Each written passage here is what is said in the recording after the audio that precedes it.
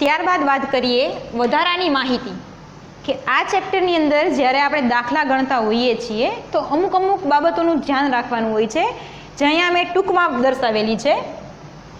જે અગત્યની બાબતો છે એમાંની સૌ પહેલી છે કે સૌ પ્રથમ સી અથવા પીવીઆર શોધવું. કોઈ પણ દાખલાની તમે શરૂઆત કરો છો, તમને એમાં પીવીઆર શોધવાનું કીધેલું જ હશે, નફા જથ્થા ગુણોત્તર શોધવાનું કીધેલું જ હશે. અને જો ન પણ કીધેલું હોય તો આ પીવીઆર નફા જથ્થા ગુણોત્તરનો ઘણા બધા સૂત્રોમાં ઉપયોગ થતો હોય છે. એના માટે સૌ પ્રથમ દાખલાની અંદર સી એટલે કે કોન્ટ્રીબ્યુશન ફાળો અથવા પીવીઆર એટલે કે નફા જથ્થા ગુણોત્તર શોધવા પડે. ત્યારબાદ બીજું છે, બીજી વધારાની માહિતી છે, જેમાં જ્યારે માહિતી 2 વર્ષની આપેલ હોય ત્યારે નફો કે ખોટનો તફાવત. જ્યારે આપણને 2 વર્ષની માહિતી આપેલ હોય ત્યારે આપણને ખ્યાલ છે કે નફા જથ્થા ગુણોત્તરનું સૂત્ર બદલાઈ જાય છે, તો એમાં નફાનો તફાવત લેવાનો હોય છે, વેચાણનો તફાવત લેવાનો હોય છે. તો એ કેવી રીતે લેવું એના માટેની માહિતી છે કે જો બંને વર્ષમાં નફો આપેલ હોય તો બંનેનો તફાવત લેવો. એટલે શું? ધારો કે એક વર્ષ છે 2007 અને બીજું છે 2008. હવે 2007માં નફો આપણને આપેલ હોય 10,000 અને 2008માં નફો આપેલ હોય 15,000. જો બંને વર્ષમાં નફો આપેલ હોય તો 2 વર્ષમાં નફો જ આપ્યો છે, એક વર્ષમાં 10,000નો, બીજામાં 15,000નો, તો બંનેનો તફાવત લેવાનો.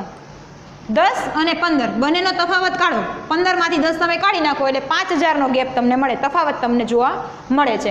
તો આપણે 5,000 લેવાના થાય.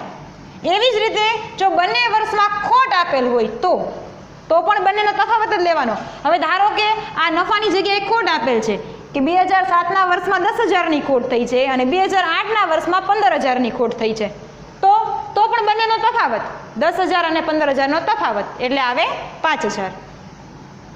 હવે ત્રીજી કન્ડિશન એ છે કે જો એક વર્ષમાં નફો અને એક વર્ષમાં ખોટ આપેલ હોય તો બંનેનો સરવાળો કરીને લેવા.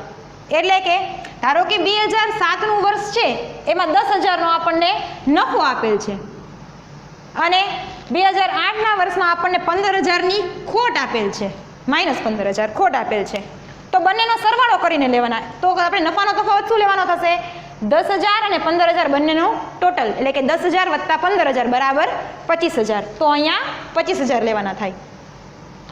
ત્યારબાદ ત્રીજો પોઈન્ટ છે નફા જથ્થા ગુણોત્તર વત્તા ચલિત પડતર બરાબર 100%.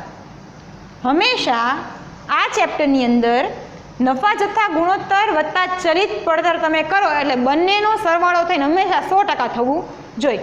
ધારો કે તમને કીધું છે કે નફા જથ્થા ગુણોત્તર તમને 50% આપેલ છે.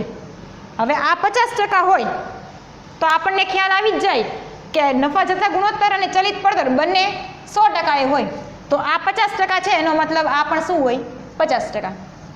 નફા જથ્થા ગુણોત્તર વત્તા ચલિત પડતર બરાબર કેટલા ટકા થાય? 100%. ત્યારબાદ ચોથો પોઈન્ટ છે કુલ વેચાણ અથવા ખરેખર વેચાણ. કેવી રીતે બને છે? તો કે કુલ વેચાણ અથવા ખરેખર વેચાણ બરાબર સમતૂર બિંદુએ વેચાણ વત્તા સલામતીનો ગાળો. જે આપણને સમતૂર બિંદુએ વેચાણ મળેલું હોય છે એ વત્તા સલામતીનો ગાળો જે હોય છે વેચાણનો, એ બંનેનો સરવાળો કરો એટલે તમને મળે ખરેખર વેચાણ.